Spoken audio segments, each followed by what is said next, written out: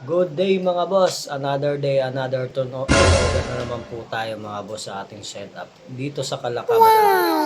Okay. Pakita ko lang po mga boss ang aming setup. No, ito po is ang gamit po namin dito is original NFT material. So mas madali po siyang linisin po, tutuklapin lang po itong takip sa ibabaw. Nakaklip lang naman po siya. So hindi po siya hindi po siya downspout lang na mahirap po linisin. So ito pag tinuklap niyo na po yung taas, yung takip, napakadali na po linisin siya. At ito naman pong inlet namin mga boss is valve na po ang gamit. So pag nagkakaproblema man siya bandang huli, balang araw, magkakaroon siya ng bara. So ipa-flush out lang po siya. So mas madali po siya, mas madali po siyang i-handle kumpara din sa aero tube. Tapos itong outlet naman po natin mga boss is PVC orange pipe naman po siya.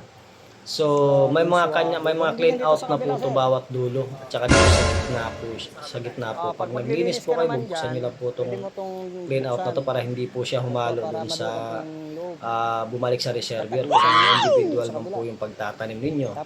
So mas madali siyang linisin. So ayan, may mga clean out siya dulot-dulo. So ganun din po siya sa kabilaan. Ayan, nakita niyo naman po yan.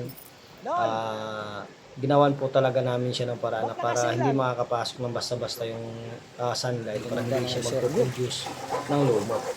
So itong shedding net naman po namin mga boss is heavy duty po yan. Kaya ang ginagamit po natin yan is cable na. Hindi lang po yung lubid-lubid lang na mas madali siyang nabulok. So ito is cable na po ang ginagamit namin. So mas matagal po siya, mas matibay. Free naman yan po sa dati nating ginagamit. At itong ating greenhouse naman mga boss is may mga poste, may mga brace na po ang mga poste. So matibay po siya. Kumbaga lahat ng poste is may brace na po siya. So ayun, nakita nyo naman po yung mga tubong ginagamit po namin sa greenhouse. Ganitong tubo na po talaga, 1 and 1/2. Actual size po niya is 2 inches.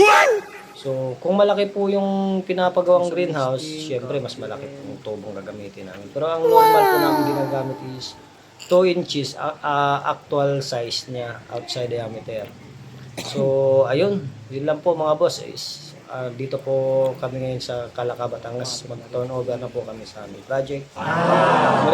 Mulit thank you so much sa titiwala sa Silver Greenhouse Group. Okay, thank you mga boss. Yun lang po, maraming salamat. Tsaka sa mga gusto pong magpa-set up, mag-PM lang po sa aming page. Okay, aantayin ko po kayo sa aming inbox. Thank you so much mga boss. God bless po sa lahat.